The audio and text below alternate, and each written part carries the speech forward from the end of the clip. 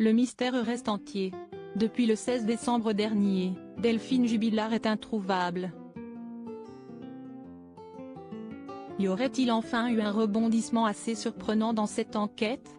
Selon les informations publiées par BFM TV ce jeudi 14 janvier et confirmées par M. Philippe Pressec, le représentant d'une cousine et de 3 amis proches de la jeune femme, son compte Facebook se serait brièvement activé. En effet, il semblerait qu'une personne non identifiée se soit connectée sur son profil, ait posté un message vide sur un groupe dont elle est membre puis ait rapidement supprimé le post, seulement quelques minutes après. De nombreuses captures d'écran ont toutefois pu être faites par beaucoup d'internautes qui ont immédiatement informé les enquêteurs de la section de recherche de la gendarmerie de Toulouse, en charge de cette enquête.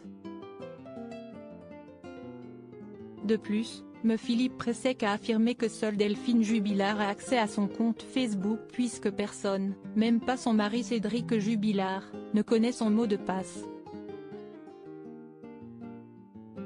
Ce nouveau rebondissement redonne de l'espoir aux proches de l'infirmière de 33 ans qui, comme l'a confié M. Philippe Pressec, veulent y croire puisque chaque jour apporte son lot d'incertitudes.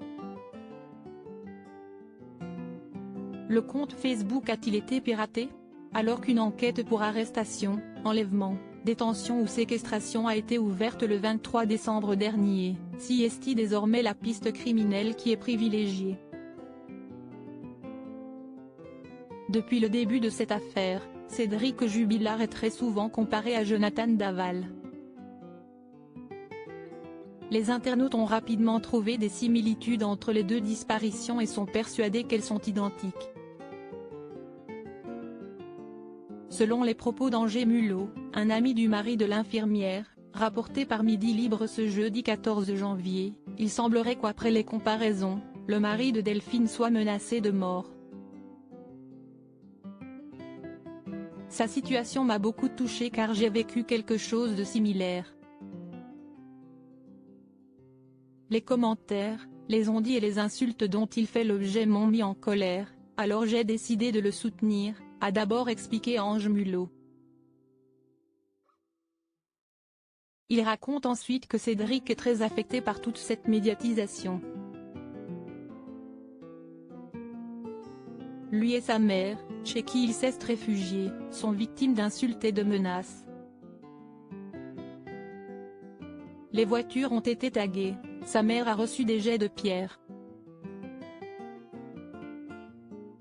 Une situation intenable pour le père de famille qui n'amène plus ses enfants à l'école lui-même car il a été pris à partie la dernière fois. Ange Mulot a finalement conclu, si est-il quelqu'un qui aime sa femme. Si est-il un bon père de famille, il s'occupe bien de ses enfants. Non, il n'est pas froid comme on le dit. Il peut l'être avec les gens qu'il ne connaît pas. Ce n'est pas un fainéant ni un marginal comme certains l'ont dit. Ces propos parviendront-ils à faire taire les nombreuses rumeurs?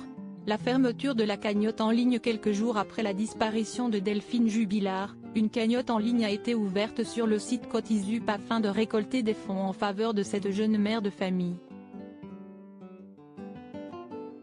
Selon la dépêche, celle-ci aurait été créée par la famille de Cédric Jubilard dans un but de soutien et d'aide financière. Cependant, elle a été fermée il y a quelques jours seulement. Il semblerait que ce soit les proches de l'infirmière de 33 ans qui soient à l'origine de cette fermeture puisqu'ils n'étaient pas forcément favorables. En effet, il n'avait pas été consulté au départ concernant l'ouverture de celle-ci.